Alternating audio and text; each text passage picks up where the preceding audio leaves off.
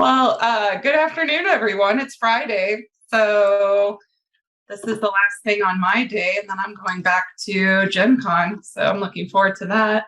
I'm going to talk to you today about next steps, developing your teaching identity and community. And I want to say this is all through my lens. So your lens may differ. And I wanted to start off with a little bit of realness. So I thought I'd start by saying, and I've never done an identity statement before, so I apologize if it's awkward. Please feel free to let me know later so I can do better. But I wanted to say, since I'm sharing my own experiences, I am white presenting, but not as white as I look. My mom is more Hispanic Latinx looking than I am. I'm cisgendered, I'm heterosexual, and I'm an extreme extrovert. So I come to my experiences in librarianship and my experiences with teaching from a lot of privilege. I also grew up in a low-income area with a single mom. So that's my life there in a nutshell, or me in a nutshell. I tend to consider myself to be an optimistic realist. So I like looking at the world through rose-colored glasses from time to time, or for the most part. But I wanted to acknowledge that the world is pretty rough. So a lot of us may be feeling sad or overwhelmed. So hopefully this talk is not sad and overwhelming, and it's a little bit more inspirational and moving forward. So here's my scuffed up glasses I found from a free image search. So that's my realness. The other thing I want to talk about today is intentionality.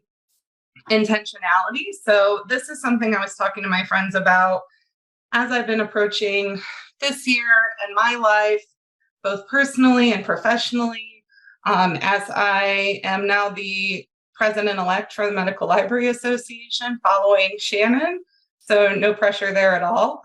I've been trying to think about everything that I do, everything that I say with intentionality. So what that means to me is thinking, why am I doing this?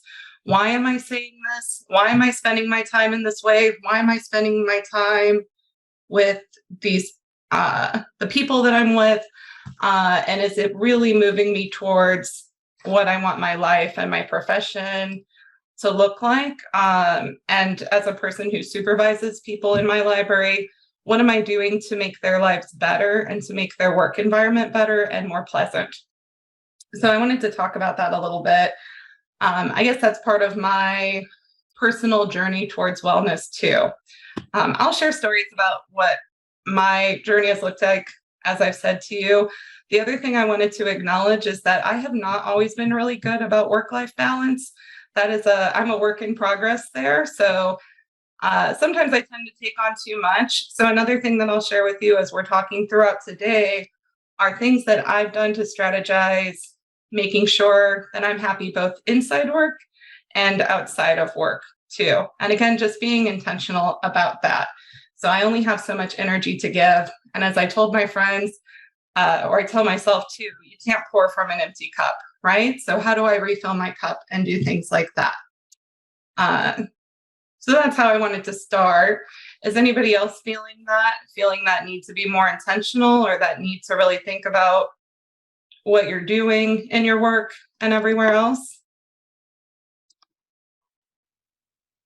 Okay, good. It's not just me. I figured it probably wasn't just me. So the next thing I want to talk about here, realness aside, intentionality aside, is crafting your professional identity and your teaching identity. So I know in the place that I am in my life right now, I feel more comfortable sharing myself at work. I've never been very good at not sharing myself, to be honest. I'm kind of not good at posing or putting on pretenses or a show, so to speak. But as you're thinking about who you are as an instructor, I think part of what you can do is think about what do you want your professional identity to look like? And what parts of yourself do you want to share with the people that you're teaching with, right? So do you want to share information about your background with them? Do you want to share information about your journey? Do you want to share information about your personal life within your teaching engagements. So I think that's something to think about as you're working forward. Another thing that I've thought about as I'm working on my teaching identity is I think about like different learning theories, or try to learn more about learning theories. So when I was going through grad school, we didn't have an instruction track for people to go through. So I did, oh my goodness, what was it called? Independent learning. So with my mentor and good friend, Rebecca Graves, back in the day at University of Missouri, Columbia. And one of the things she talked to me a lot was she talked to me about information literacy. She talked to me about evidence-based medicine and evidence-based practice. And she talked to me about learning theories. And all of that I kind of took to heart to think about like, okay, well, how do I identify as an instructor? Am I a person who wants to just come up with a big list of things that I want to tell people? Or am I somebody who wants to go into the room and think, well, what have people smarter than me done to prepare themselves to teach? And how do people learn? And how can I incorporate that into the way that I function? So the two things that I like as far as learning theories, I really like andragogy, or adult learning theory, which says that people learn best. This is in a nutshell. People learn best when the instruction is tailored towards their specific needs and when you allow them to bring their personal knowledge into the classroom. So I try to think about that a lot when I design things. The other thing that I think about a lot is constructivist learning theory. I feel like this is very popular in medical school, and I tend to work with medical students, and thinking about like scaffolding. Like, are there ways that I can build my instruction so that I give everybody a baseline experience or a baseline set of knowledge, and then I can anchor new things to that baseline set of knowledge? So I'm fortunate in that I've been able to build an instruction program where I work, where it's scaffolded, it's longitudinal, and it's curriculum based. So we get to see our medical students in their first med school class, and their second, and their third, and their fourth, and their fifth across the first 2 years of their curriculum. And then we work with them in the third year when they're doing their clinical rotations. So that's helpful for me in there. Does anybody have anything to share, like about how they've thought about their professional identity or their teaching identity? Are you guys doing similar things? Are you thinking about learning theories? I'm going to open the chat to the side. Oh, yes, honest feedback and vulnerability. Those are good. Those can be scary, right? When I first started doing library instruction and became a professional librarian, I was 24 years old. So I was pretty close to the age of the students that I was working with, and a little bit further from some of my colleagues. So I always felt like this huge urge to prove myself and maybe not be vulnerable, right? Yeah. Anxiety, resilience. I still get anxious when I teach in front of people. It's probably coming out a little bit more today than I would like. Sometimes I can play it off really well, like I'm super confident, but a lot of times before I teach, especially to colleagues, I feel nervous. And resilience, I feel like we all have to be resilient. Now, cultural humility, thank you, Rena. Modeling behaviors, yeah. Oh, the students. Let me go back up, Danielle. I lost your thread, but feel free to put more in there to clarify if you'd like to. But yeah, I like the modeling behavior and the relatability. Oh yeah, so pop cultures and memes. So good. I think, the learners coming into class being anxious. Yeah, I was kidding. I'm never anxious. I met learners too, definitely, making them feel more comfortable there. So yeah, so thanks for sharing that. I think that's important. I know when I teach, I try to relate to people. I try to build in humor. Something that cracks me up personally is I'll build in jokes into my sessions. And then sometimes I do the sessions so many times over and over again that I forget there are jokes there. And when people laugh, I have to pause for a moment and make sure they're not laughing because I've done something horrible. So good. Thank you for sharing that. The other thing too, again, you don't need to share more than you want to with your students or with your colleagues or with anybody else.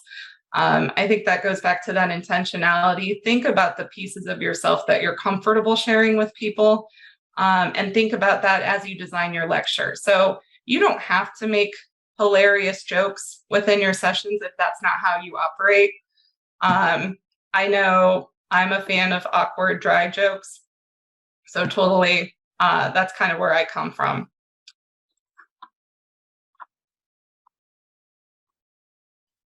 So the next thing I want to talk about here is community. So we've crafted our professional identities, right? And we're being intentional and we're thinking about things. Actually, I want to go back for a second.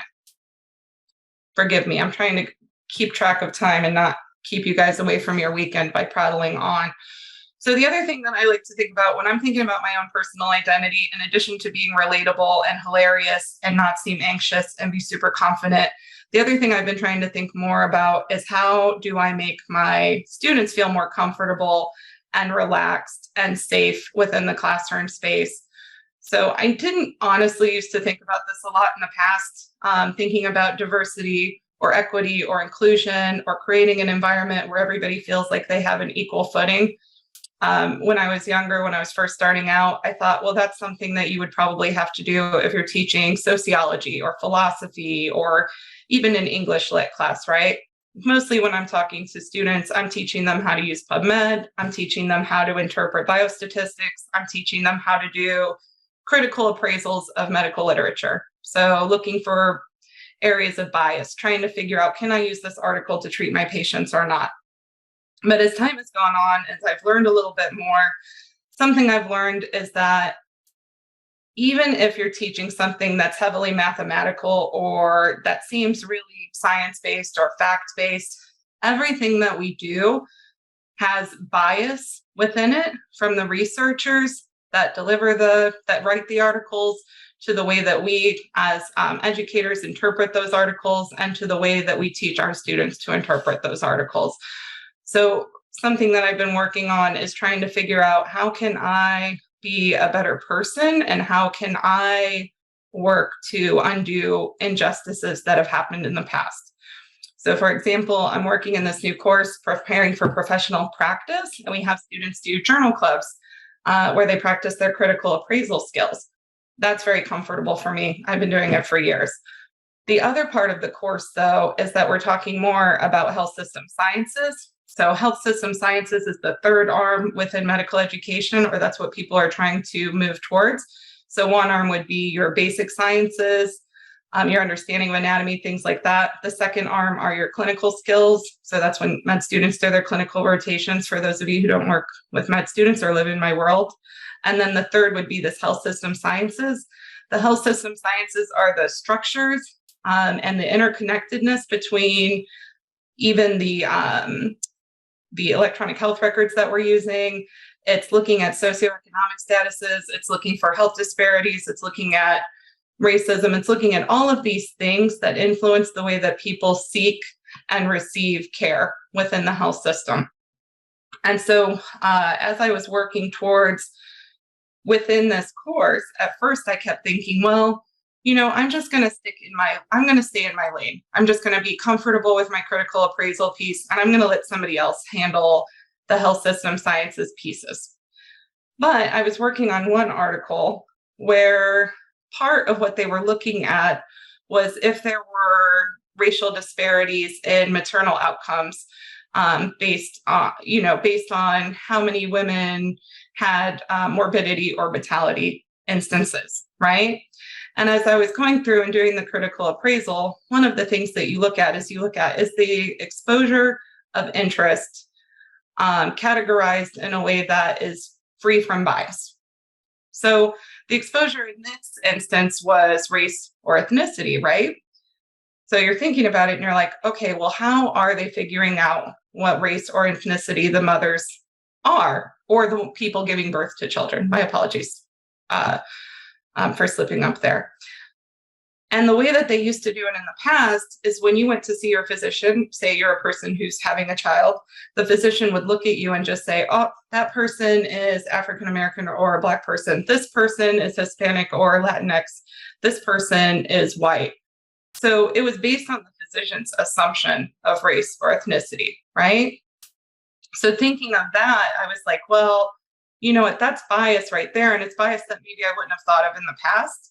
And also, I'm sure a lot of us have heard, if you haven't, like, race in medicine is very complicated and problematic, and it's been done in horrible ways, or just poorly done way. So anyway, those are things that as I'm growing as an instructor, I'm becoming more comfortable with thinking a little bit more critically about things that I might have taken for granted. So I might have thought, oh, okay, there's race and ethnicity in this article. That's probably fine. But now I'm digging a little bit deeper and thinking, well, like, is that fine?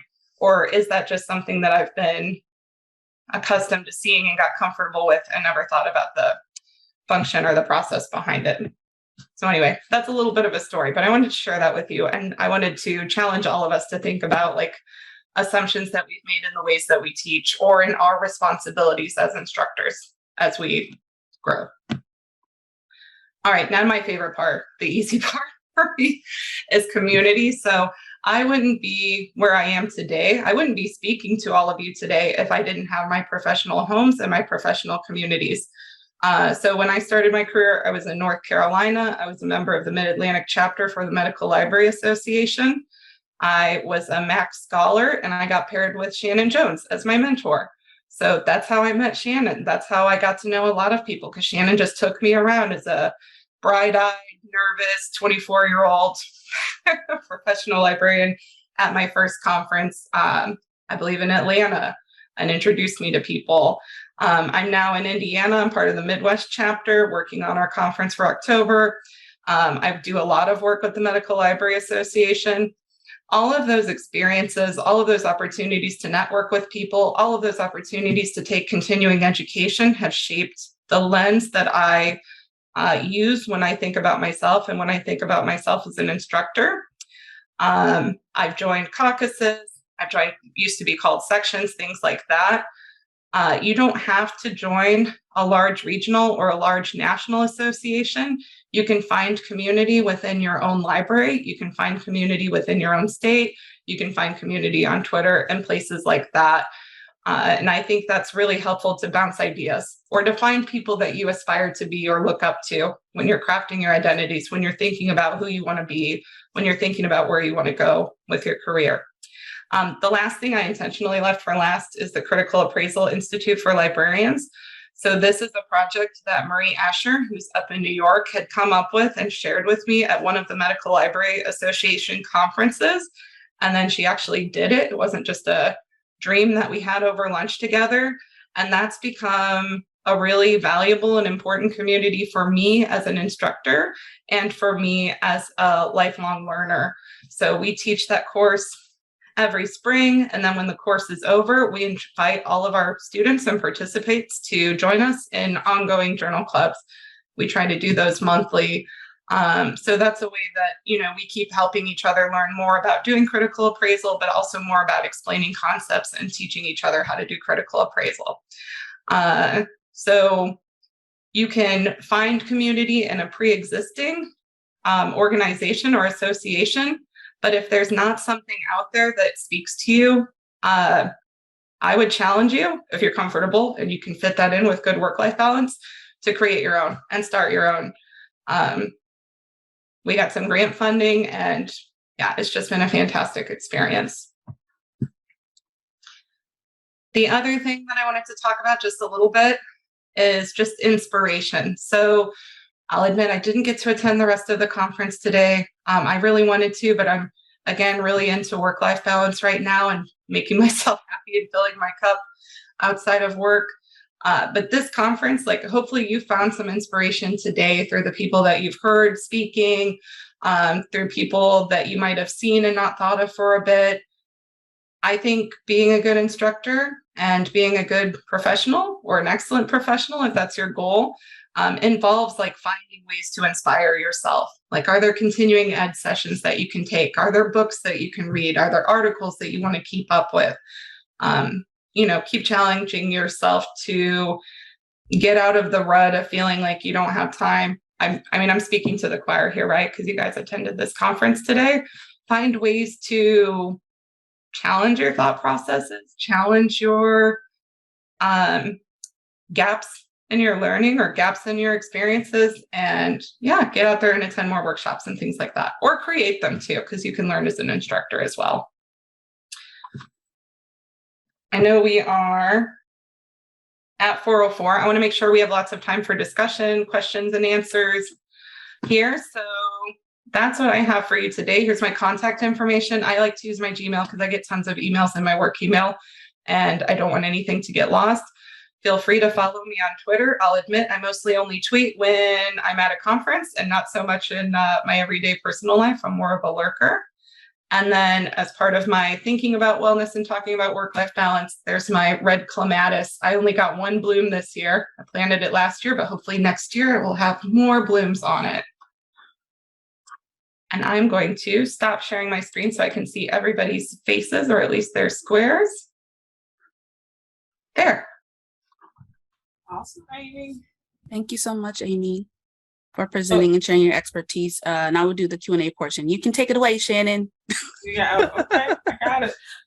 So I didn't see any questions in the chat box just yet, but that does not mean people don't have them. So if you have questions for Amy, you can take yourself off of mute, or you can ask your question directly.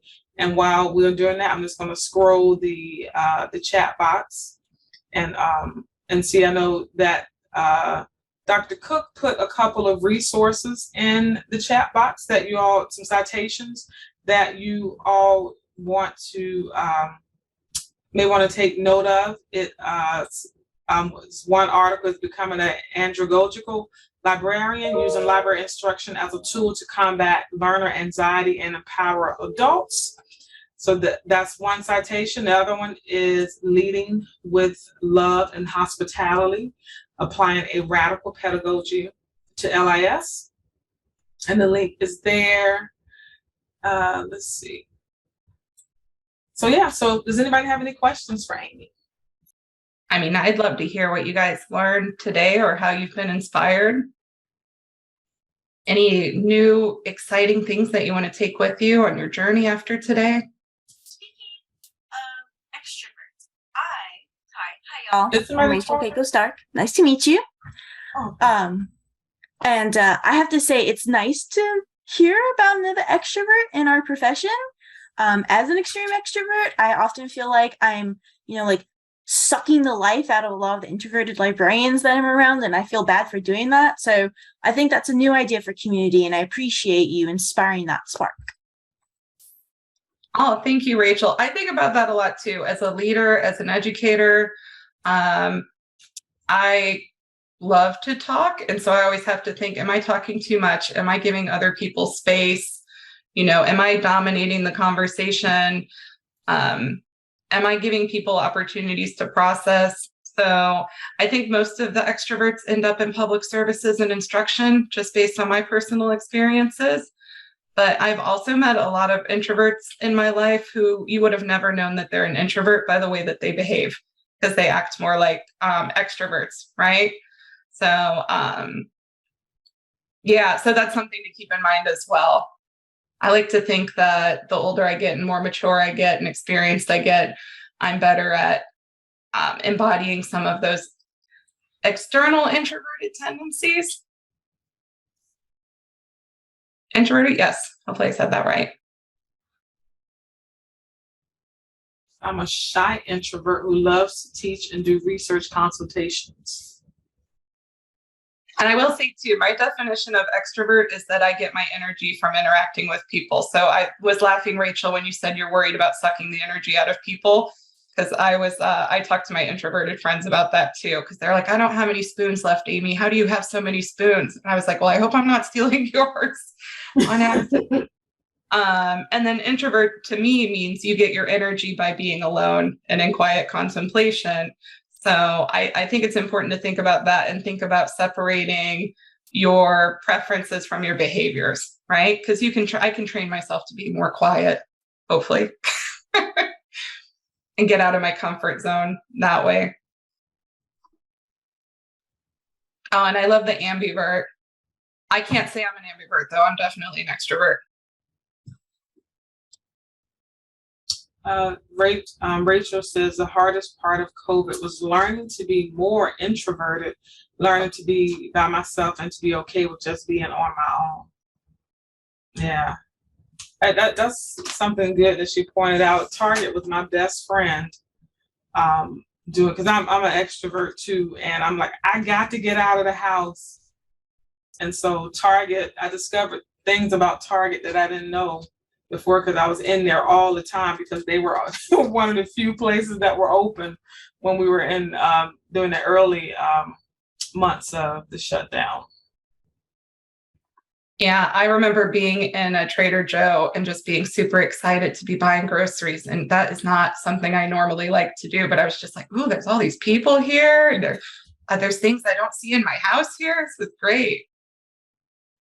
But that's something too, like as you're being an instructor, something that I like to do if I can is I'll give people reading material ahead of time, and not necessarily required reading material, just for people who maybe are not external processors or who don't like just thinking in the spur of the moment, need more time to sit with things. That's something that you can do. Or I think this has been a best practice that most of us have heard, but when I was first teaching, I don't feel like anybody ever talked to me about learning objectives or agendas. And so I saw that modeled, and I think that's a good way to kind of prepare people for what's about to happen to them when you're teaching, like making sure like, here's what my goals are. And then here's how I plan to get you there. So I think that's helpful for different learning preferences. Beth Downing says, I struggled with online instruction. Getting students to participate and interact was even harder. And I couldn't help but wonder, was it me not doing it right?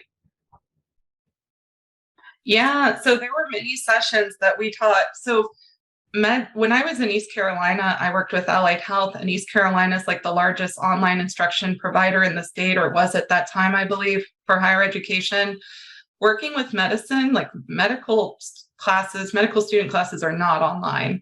And so that was a big shift and struggle for a lot of people. And I came into it a little cocky. I was like, oh, well, this will be great. I've done online instruction a lot. But when I had to teach to a classroom full of students that had all of their screens, all of their cameras turned off, that weren't chatting or interacting with me whatsoever, I couldn't see their faces. I had the same experience, Beth. I was like, man, maybe I've lost my spark. Maybe COVID finally sucked all the life out of me and I'm just a terrible instructor now.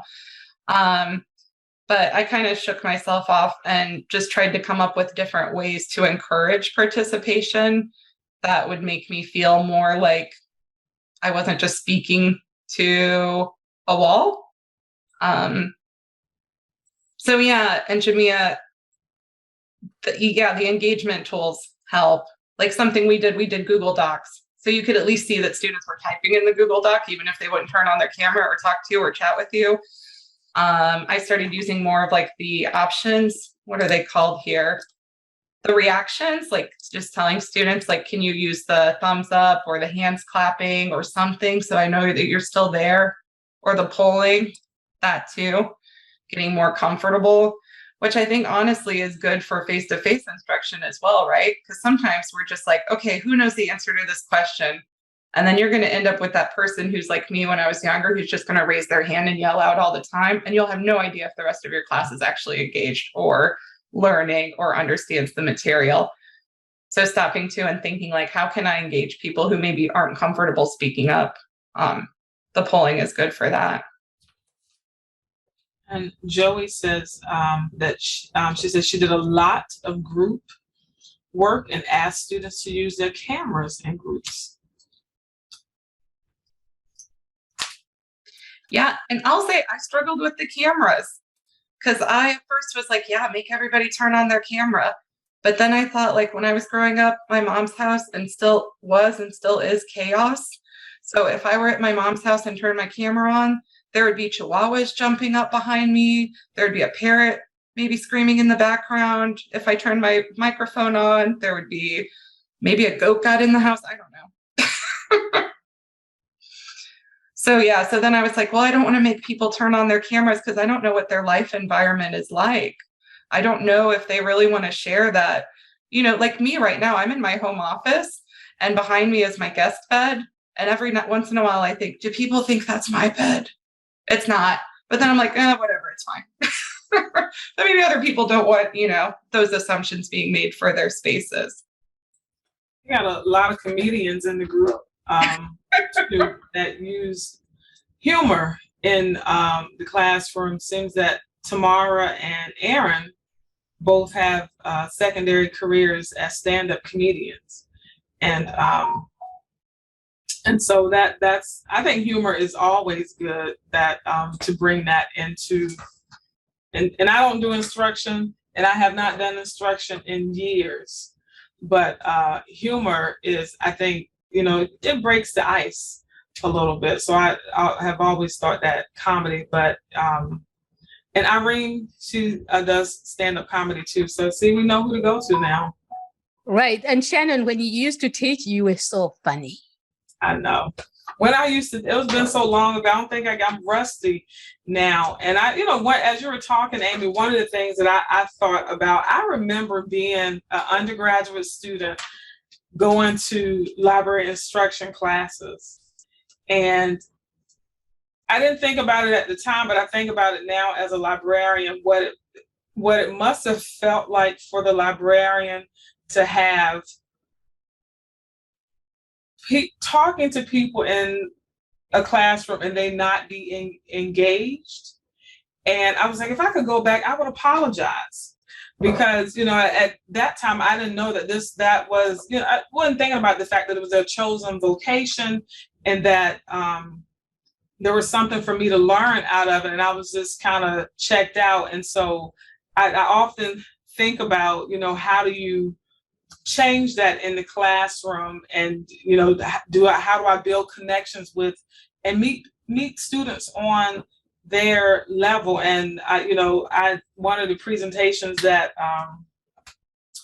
I actually think it was Dr. Cook that I went to, one that she did here in South Carolina about really being more culturally humble and inclusive in the examples that you use in the classroom. And I remember, and Irene, because Irene and I have been working together for a very long time, and we used to do orientations they were high school students. And the first year it fell flat. And I think this might have been before Irene joined us on the 7th. It fell flat that first year. And I thought, I'm never going to do that. I don't ever want to do this again, because that, I didn't connect with them. They didn't connect with me. And then I had this brilliant idea and they were African-American students. And we were talking about health and Medline Plus and consumer health. And so I went out and I found all the entertainers that were popular at the time who had some type of health ailment. And they really got into it because it brought it down to their level. And so it just taught me that, that you can't be cookie cutter in the classroom, that you really have to customize your examples so that they resonate with the audience that you are engaging with. So if you're doing nursing students, you customize them for what is important to them, that you don't just use one set of examples and just go with it. So that was, as you were talking, that's what kind of was percolating in my brain. Yeah, and that's a good point, Shannon. And I hope I didn't talk about medical students too much, because I know you guys all work with medical students. But just in general, what I try to do, I don't always succeed. I hate to admit that I'm not perfect, but I'm a work in progress, as I try to make sure that my instruction is learner-centered. So I try not to think like I want the students to walk out of this classroom and know how to use Mesh in PubMed like I taught them to do. I don't want to, that's important to me. It's not important to them. I try to think more like, what assignments are they doing? What do they really need to accomplish? And how can I help them accomplish those goals? And I try to be intentional about how I frame my sessions too. So when the students walk in the room, I might say, hey, we're going to talk about advanced searching today, and I'm going to give you a couple different strategies that you can keep in your back pocket. I said, you might not need them now, but you'll need them later, because I know you're all going to have to do this when you get into your third year clerkship. So even if you don't care now, even if you don't think you'll ever do it in the future, here's one place where I know you'll have to do it, and just let them know ahead of time. Because again, we can't expect them to see the intrinsic value in library instruction when somebody else is teaching them how to do sutures or open heart surgery or, the things that they want to do as a physician. We have to come up with the carrot for them. We have to make it meaningful for them. Right. And so that we'll end on this question because I feel like we probably could talk about this all afternoon. And hopefully you all are looking at the chat box because there's some really good conversation and really good pointers and tips in the chat box. But Jackson has a question, and it says, if you serve multiple disciplines, do you have any tips for engagement with disciplines that may be less wanting to engage than others with research instruction, like all of them? Yeah, well, I mean, Shannon, you already gave us a great example of that. Like if you're working with a group of students, this happens too in the world of medicine. Like some of our residents do research and some of them don't. And some of them, if they're really focused on like clinical outcomes, like they're not really going to care. But if you pick something that's entertaining for them or something that they're not expecting. So I love Shannon's idea of finding like famous cultural icons and then their health ailments and using that for a search. Something I do sometimes is I'll just start off the session and I'll ask them, like if I'm doing subject headings, I'll say, hey, do you guys think there's a subject heading for vampires in PubMed? Do you think vampires are real? Like, what if you wanted to know if garlic actually prevents vampires, right? And then I have my back pocket search. If you put vampires and garlic in PubMed, there's an article written in Norwegian about using leeches because they couldn't find vampires, and then rubbing garlic on people's hands and sticking it in water. Like I feel like that's going to, even if people don't care about that, I think it's going to shock them or surprise them enough that they will be at least engaged for a moment, right? So, and again, that gets back to like tailoring it to them, even if they're not doing research, like, I don't know, is there something that they can take away in their everyday life? Like, is there an advanced Google feature that you can show them so they can find recipes easier? Is there Medline Plus when they go home for the holidays, if they want to see if they have hairy tongue disease, like, can they do that instead of WebMD? Like things like that, I think that you can have in your back pocket help. And yeah, I think there used to be like ROTFL and CBI, and they had all these really hilarious and great examples for PubMed. I'm sure it's still out there. Oh yeah, find the property record for their favorite restaurant in town. That's fun. Yeah, and Christine, someone wants to see your video. So just so that because we recognize it is almost 5 o'clock on a Friday afternoon. And so first of all, let's give Amy a round of applause. I mean, I'm probably the most proud of you on here just because I've watched her grow from a brand new professional to now the incoming president of the Medical Library Association. So it's been a pleasure to be a part of that. So I'm excited when I emailed her and said, will you come do this for me? And she said yes. And she's never told me no for anything. So I'm very grateful that you did. But thank you so much. So let's give her a round of applause and, give yourself a round of applause for hanging out with us on a Friday all day. But you've been getting some really good tips and good nuggets out of it. I want to thank Jamia. I also want to, thank all of the moderators and all of the people who showed up today to try to make this a good experience for each one of you. And I'm going to give it back to Aaron because this is his baby and let him close us out.